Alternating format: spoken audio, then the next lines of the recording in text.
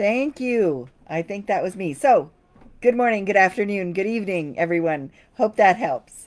Um, I am Gail Hanlon, and I have been home educating for over 30 years, and I've had to go through several court things. So, first, primarily, I am not a lawyer. That's my disclaimer. I am not giving legal advice. I am giving personal advice to people who find themselves going through the challenge of court. Um, okay, so let me get into this. Now, I have a link that I have put in the chat. Um, oh, great. I'm going to put it into the comments now. If you would like to join me to have a conversation about your situation, ask some questions personally, um, I would be delighted to have you join me and to give you some personal support. If you have any questions that you would like to ask, please put them in the comments. I'd be happy to bring them up on the screen and discuss what my personal experience might add to your situation. First of all, I want to thank Tess and everybody responsible for creating this opportunity for all of us, and how privileged I am to be included in this. So let's get started. I have some experience, and what I want to go through now is the factors that are involved when you are experiencing a court case or custody, especially when it regards um, home educating. My story was that I was married, and my husband was positive about home education, and he loved it. So we home educated in an unschooling way, which he was happy with. Our daughter was an academic naturally. She loved learning all the time, as most children do. She knew her alphabet letters by the time she was 2. She knew the sounds letters by the time she was 3, and wanted to go to bed with her flashcards and listening to the Hooked on Phonics Apple cassette tape in the evening. So, um, instead of toys, instead of um, stuffed animals. But this is not unusual. It's not genius. It's just who she was. And that's, I think, the first thing we have to look at here. So when it came time for us to go to our separation slash divorce proceedings, and my husband had now suddenly become opposed to home educating, um, and we went to court. He insisted that my daughter be tested for her learning level, and saying that homeschooling was not benefiting her. Well, she was 7. She would have been in grade 2. The court ordered assessments, proved that she was reading and comprehending at a grade 11 level. You heard that right. She'd be in grade 2, and she was reading and comprehending at a grade 11 level. Not a genius, just allowed to do what she was interested in doing. So her spelling and grammar level was at a grade 6 level. So the court ordered that she be home educated. And how that happened was, um, when I did not have a lawyer at first. I went to the Family Law Information Center and filed all my papers based on their assistance. So, and you can find those family law information centers all over Canada. Um, and I will show you the link a little later. Um, so when I went to the people that were assessing my daughter for emotional and all of those other things, I always brought a bunch of information that I had put together from um, Pat Ferenga and John Holt Society. Um, if you're maybe unfamiliar with them, if you look up John Holt, you will find lots and homeschooling. You'll know more. So there's a ton of information there. At the time, I did not have the type of information that we have now because this was 30 years ago. Not quite 30 years ago. So there's a lot more information now. So primarily, confidence is the challenging thing. I know as a woman, I'm emotional. I don't like being accused of things that, I don't believe are accurate, and I will break down and cry. That's who I am. But I was fiercely confident that I was going to continue home educating our daughter. And when the judge ordered that our 7-7 split, because we got joint shared custody, I had her for 7 nights, he had her for 7 nights. The On his 7 nights, he was ordered to deliver her to me at 9 a.m. and pick her up at 4 for school, for homeschooling. So we literally had court ordered homeschooling that took her away from his custody from 9 to 4 each day. Um, and that was just the first court issue that I had been through. Um, the important part of getting your information, it helps one, your confidence, absolutely. But secondly, we when you're in this situation, even though you're going to feel like you're under attack, um, and under a microscope, that's actually a good thing because that gives you the opportunity to educate the lawyers, the judges, the assessment people, even the children's aid societies. All have been well schooled. They've been in the system. They've been through the grade levels. They have, at one point in their life, said, when am I ever going to use this again? So, at some basic level, you will be able to connect with them and educate them on natural learning. And this is why I always look at the confidence that we have when we go into these situations as crucial to change or at least provide clarity to the system because all it knows is the school system. All they know is the public education system. They're not educated. Even our lawyers, majority of lawyers are not education law specialists. They're not education specialists. So they don't understand why we are wanting to homeschool our children. So, that being said, I am happy to share lots of information if you are encountering this issue in your life and you need some background supports, papers, documents, surveys, studies, all of those things. There's tons out there.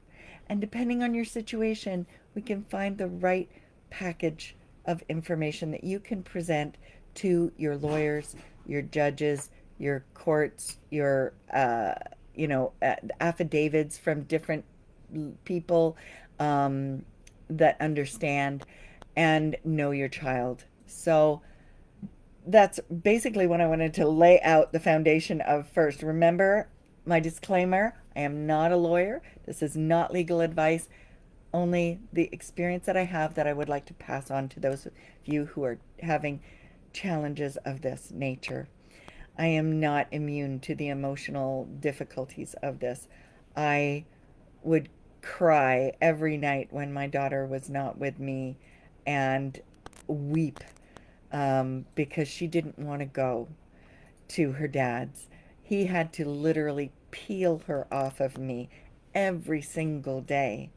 And she was traumatized by the way he and his new wife treated her. So, you know, a ton of information I can't go into now, but please feel free to reach out to me if you have similar issues or experiencing the trauma of going through a court case with your child and yourself.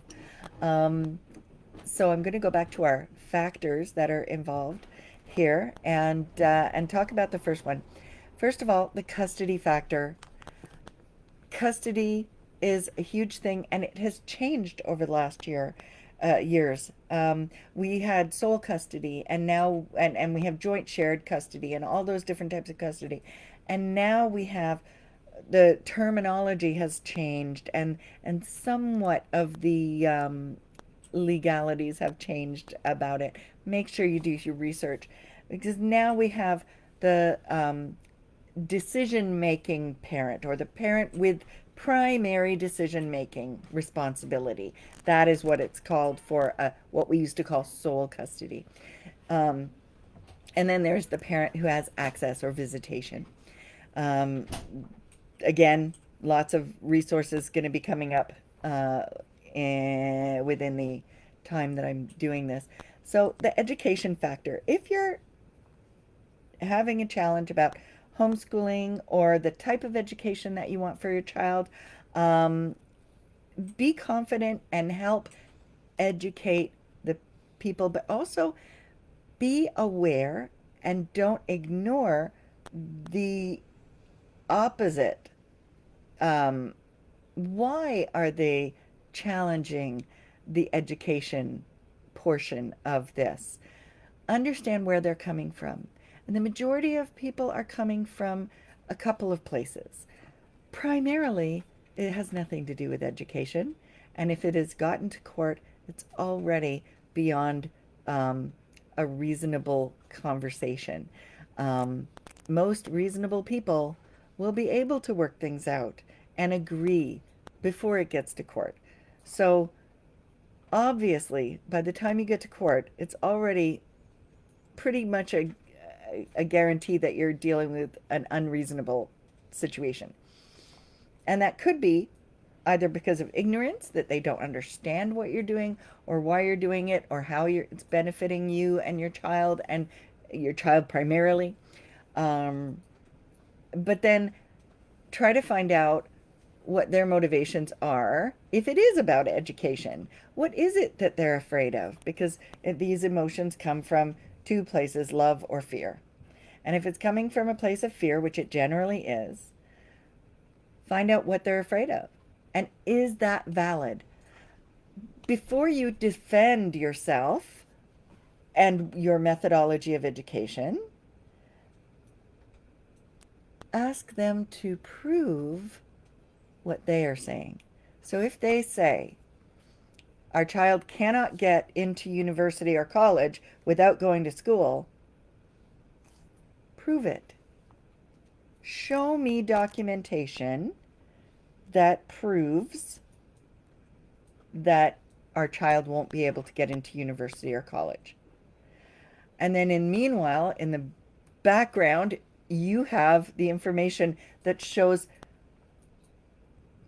hundreds, thousands of kids going to university and college without having those qualifications that the person might be talking about.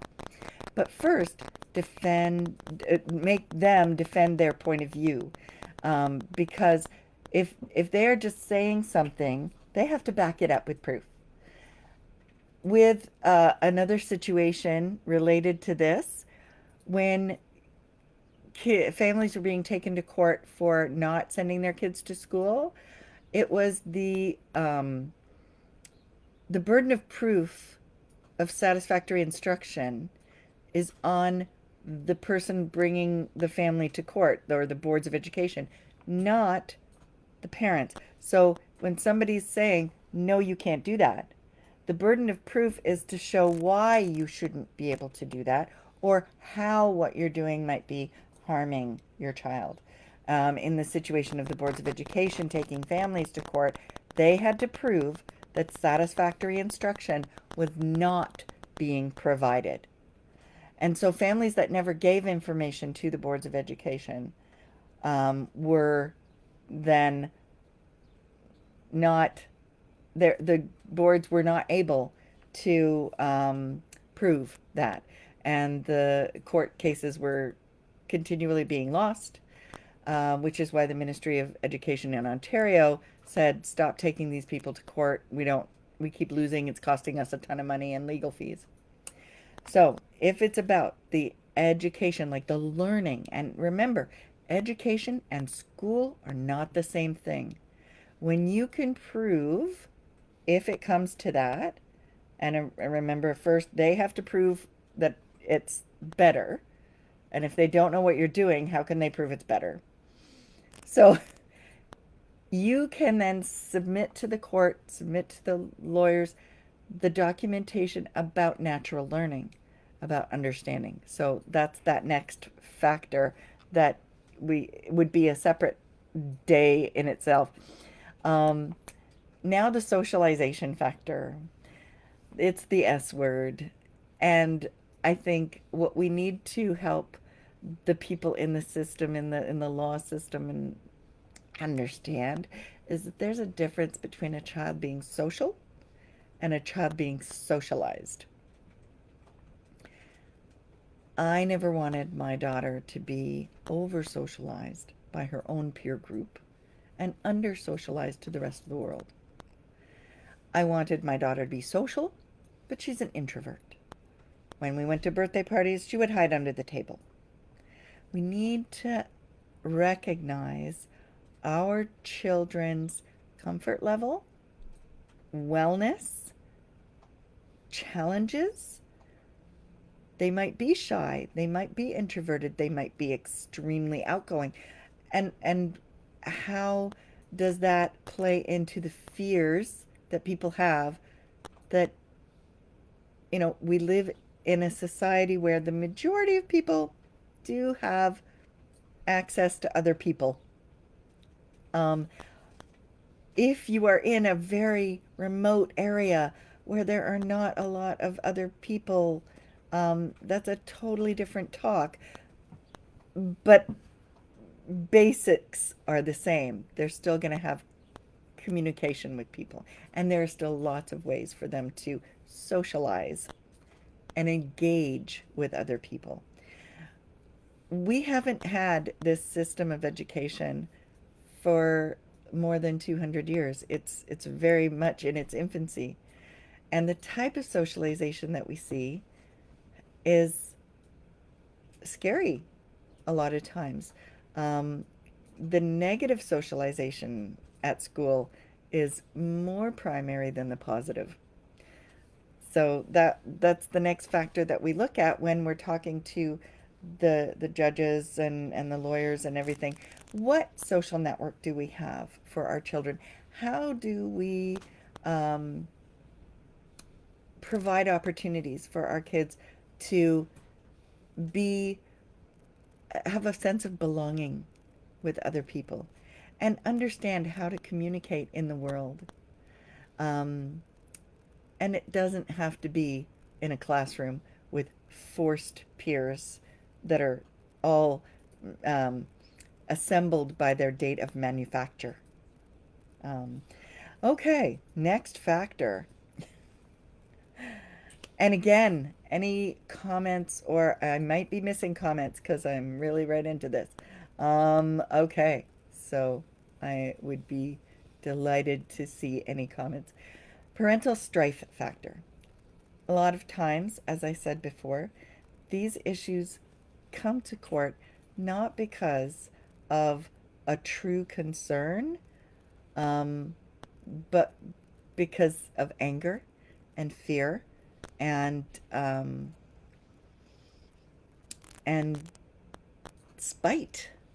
Many times it's due to spite, and we need to be able to um, have a clear view of whether that is something that we are giving or in receipt of.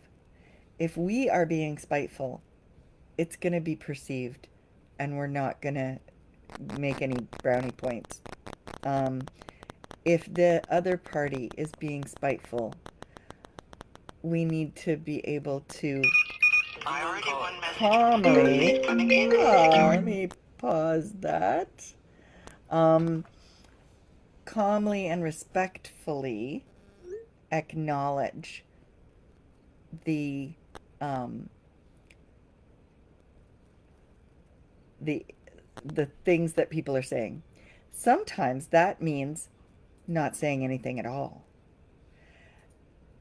And that's a challenge too, because there are some times when if somebody's saying something absolutely ridiculous, um, you can ask, is this relevant? What is this relevant to? Why is this being brought up? Clarify. Always put it back on them.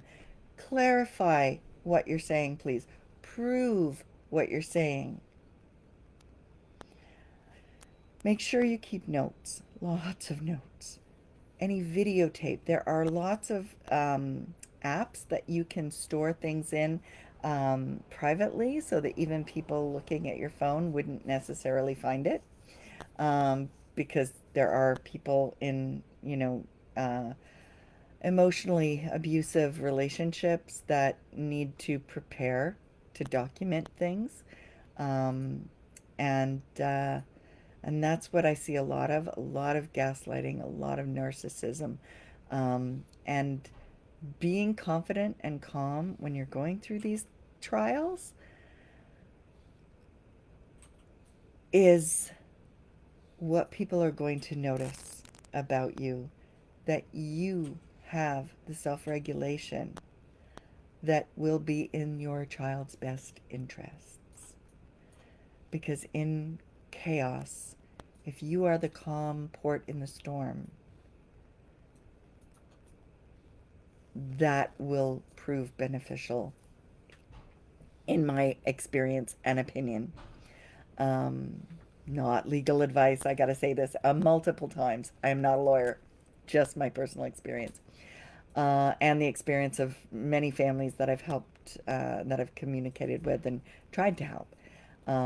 So the parental strife factor. Identify whether this is happening just because of spite or is it truly in the child's best interest.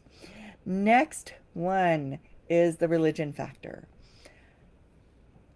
There are many families from many faiths that may encounter challenges because when parting of the ways, the faith is either challenged as well as the education, but it's the other parent is feeling compromised, that they would not be able to share their faith with the child.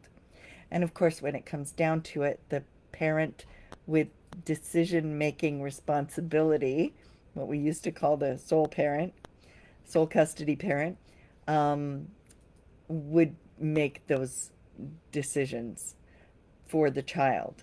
Although there's no way to enforce, at least in my knowledge, there's no way to enforce when the parent has their visitation, unless it's supervised visitation, that they would um, espouse the beliefs that you have or try to cut them down. A lot of times, if it's a spiteful factor, then they might throw a lot of things at your child to try to unbalance them or make them question their faith. Um, so the calm confidence, not arrogance, but calm confidence that we display as parents, um, as rational, clear thinking, through the emotional trauma. I gotta say it. I know how difficult this is, how emotional it is, but we need to connect together and not put this trauma that we're experiencing on our children. They're going to see it anyway, and it's okay to be human. And it's okay to tell your kids that you're human and you're going through some adult stuff, and they may pester you beyond compare to want to know every little detail. It's because they love you, they care about you, and they're afraid because they're afraid of what they don't know. So we need to be able to handle that gingerly. Um, my second court case um, kind of went a little bit differently because of the situation. I got sole custody at the time of my second daughter, and and the father was fired by two of his lawyers and then tried to represent himself, which is a huge mistake from everything I've known. When they start trying to represent themselves, one, it proves that a lawyer will not take them on because they're being unreasonable, or all sorts of other factors. But also, um, they are um, to the court, to the judge, to the other people in the court system, they're insulting them. Because, as I had a judge say to my second daughter's father, um, who do you think you are to think you're better than us who have taken like decades of training to do this? Do you think you're better than us? And the judge just ripped a strip right off of him. And as it turns out, that led to another court case where the father of my second daughter, was charged with another crime against one of my other children.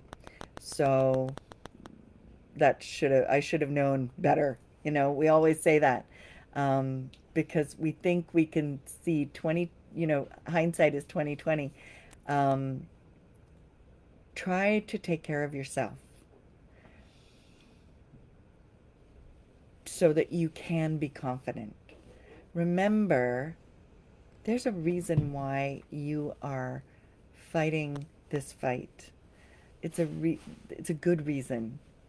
It's because you care about the best interests of your child. I always check myself, am I doing this out of spite, or are my reasons valid? Um, so I hope that that helps in some way. Now, I know it's only been a half an hour, and I do have some resources that I'd be happy to share.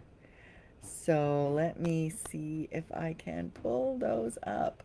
And this is a great it's a really great article. Um, let's see. Oh no, that's not the right one. Where's this? Okay, hold on 1 second. All right, I'm gonna do this now, off the cuff.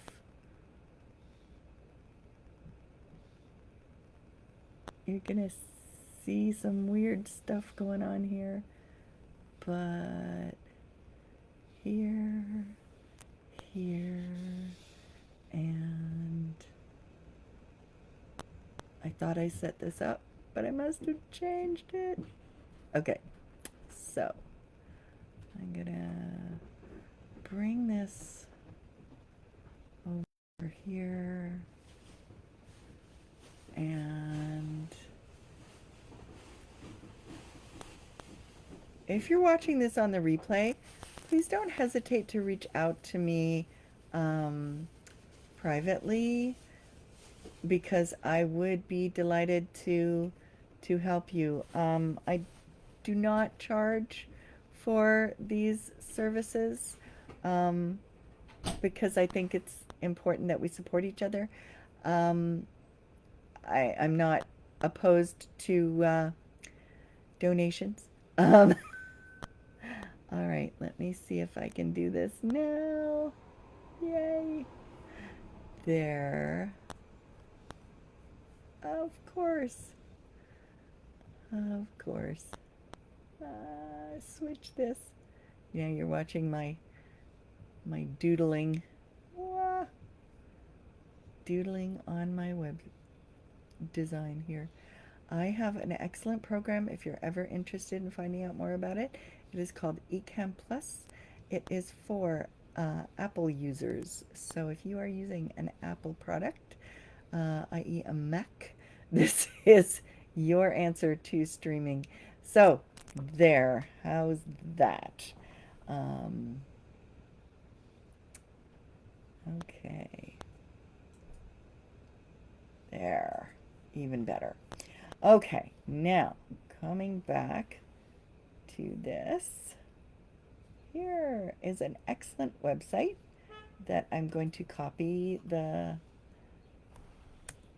link and put in the chat because this will give you some more confident reasons that you can share with your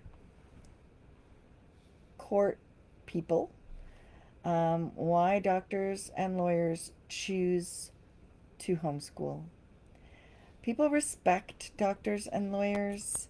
They tend to believe them more than their neighbor down the street, even though their neighbor down the street might be a doctor or a lawyer. It depends on how they're classified. So people who have been well schooled will experience and appreciate those who have also been well schooled.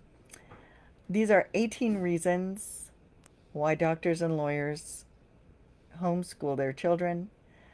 Have a read through and jot down anything that might apply to your situation or you think may be something that you could blurt out in a conversation to show that you have done your homework.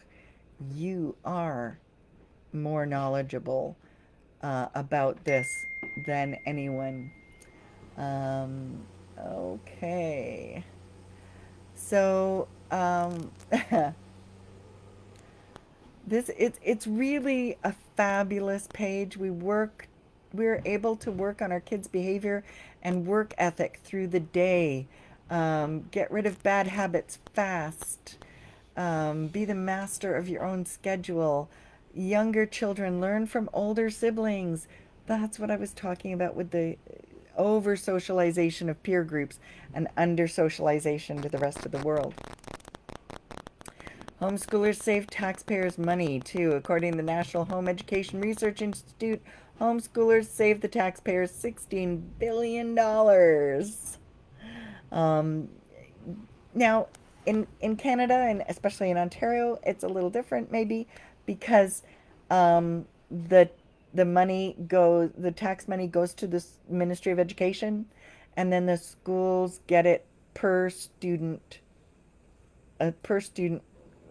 funding model. So when you remove your child from school, when you withdraw them, that school no longer gets the money. The Ministry of Education still does. That's an incredible amount of money, and we don't always know what they do with it. I mean, I'm sure there's a freedom of information thing that we could ask, but I haven't done it. So if you have the desire to do that, I'd be delighted to be in touch with you. Better socialization. Now, I prefer the term better belonging, better social adroitness, less unhealthy peer pressure, and no bullying. I have never heard of kids who are homeschooling being bullied. So that's a real positive thing because homeschoolers themselves will say, I went and met a bunch of other homeschoolers and it was great because we were all weird. We were all different. We were all the same because we were all different. And they appreciate each other's differences. rather than in school, there's a totally different attitude. So children are safer in the environment. And that is the biggest reason why people pull their kids out of school right now, is for safety. Sleep.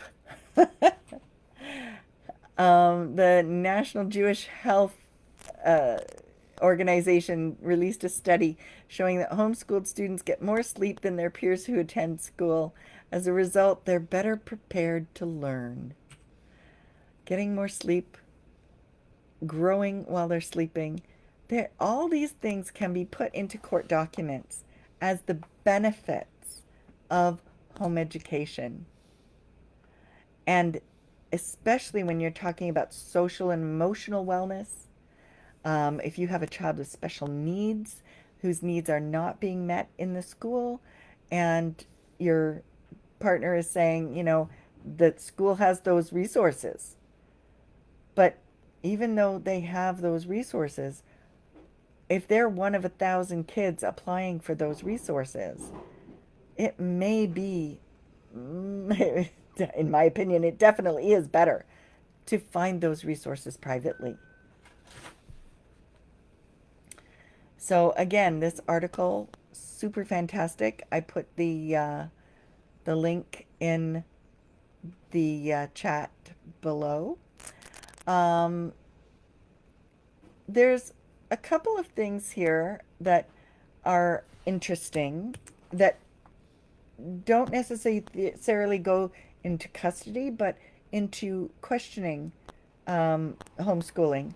So this particular article, which I'm going to go over here and put into the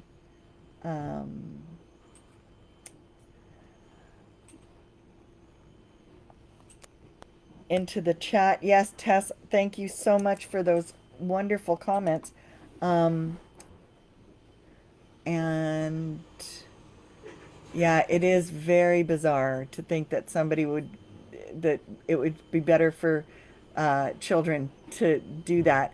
In fact, I've got at least seven or eight parents that I'm working with right now who are going through these challenging court situations, and helping them educate their lawyers is huge, because it really turns the common idea that school system is normal on its head. Because when we actually confront those questions, like, how is it better to have a 1 to 30 ratio than it is to have a 1 to 1 ratio? I mean, you get through so much stuff so much faster. And if you're self-directed, oh my word, kids ask a lot of questions. I mean, there was a study done, and I want to share this accurately. But there was a study done for NASA on creative genius. And between the ages of 4 and 5, 98% of children scored at the creative genius level. When every 5 years from then, it went down and down and down. So by the time the longer they spend in school, the fewer percentage of kids scored at the creative genius level. And by the time they became adults, only 2% of adults score at the creative genius level. Like, yeah. So kids get dumber the longer they are exposed to school. There are lots of articles and studies on how school harms children. And I'm happy to share all those links. If you're in Ontario, the Ontario Federation of Teaching Parents is there for you to support you. And in Canada, we have the HSLDA. Very many mixed reviews on the HSLDA. I would definitely say check them out. HSLDA means the Homeschooling Legal Defense Association, um, and their lawyers are um, they do specialize in education law and homeschooling. However, I would still say make sure their individual values align with yours. Because I was just informed by somebody saying that she was going to join, who was told that she had to sign that she would provide the school and the Board of Education with a letter of intent to homeschool. And nowhere in the Education Act in Ontario does it specify that you have to notify anybody anywhere of your intention to homeschool. In fact, Section 21(2)(a) is it is simply that a person is excused from attendance at school if satisfactory instruction is being provided at home or elsewhere. And you are not responsible to prove you are providing satisfactory instruction.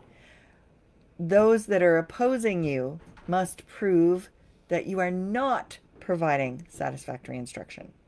So, again, not a lawyer, just my own personal legal experience. Um, how how do we keep our confidence when we are having the emotional struggles?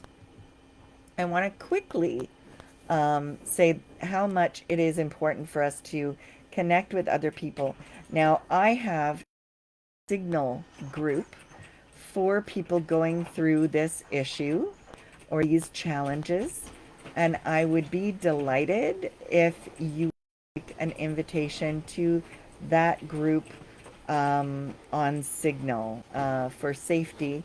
Um, I will give it out to people who inquire personally, because we do get into the nitty gritties of everything and share our experiences about what it's like and what we were hit with and how we, how we need to respond to things. All right. There are a couple of pages that I would like to just share. Oh, absolutely. Tess, Sir Ken, it was such a huge loss last year with him passing away in August. Um, uh, so sad. And my mentor too, John Taylor Gatto. Angelina, absolutely. I will private message you the link to the Signal group. Um, and so going back to my thing here.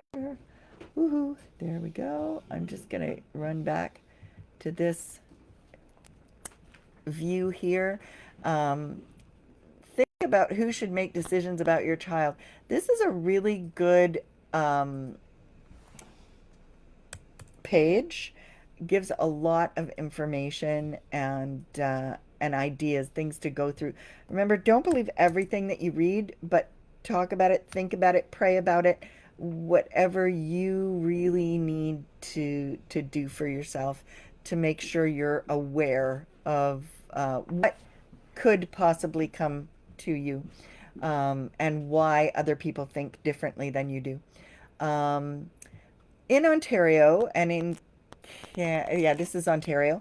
The Information and Privacy Commissioner of Ontario. Do non-custodial parents have the right to access a child's school records? Well, if they have visitation rights, they have access to information. And here it actually says um, non-custodial parents with access to their child, and it allows them to receive information and personal data. It doesn't specify what information and what data. The Ontario Student Record, for every child who's registered in a school, a public school, or a inspected private school, will have this information. Not everybody knows that this can be countered by The I'm just trying to figure out what the PIPE PIPEDA. DA. I will write all that down and pop it into a comment there. Um, Actually, you can rely on a different source beyond this to challenge whether they have access to it or not. And remember, there are now alternative schools who do not grade, who are self-directed, that are in the Toronto District School Board and funded by the school board. So there are lots of options to look at. And it's Alpha 2 is the name of the high school that is self-directed. So if you look up Alpha 2 Toronto self-directed, you'll find it. And those I say because you'll want to look up their core values, their guiding principles, because those are really good support things, documents to provide to your lawyer or to the court about substantiating the reason why this particular methodology of education is better for your child or children. Um, there is a private investigator in Ontario who does divorce and child custody investigations. Should you have the money to pay for it, you might want to hire these people. If you have any concerns that you can't prove, they might be able to help you with those. I am not affiliated with them. I haven't used them, but I found them and thought, ooh, I like that. And what else? The Family Law Information Center. So this page here is where when I started out, I didn't have a lawyer, couldn't get legal aid.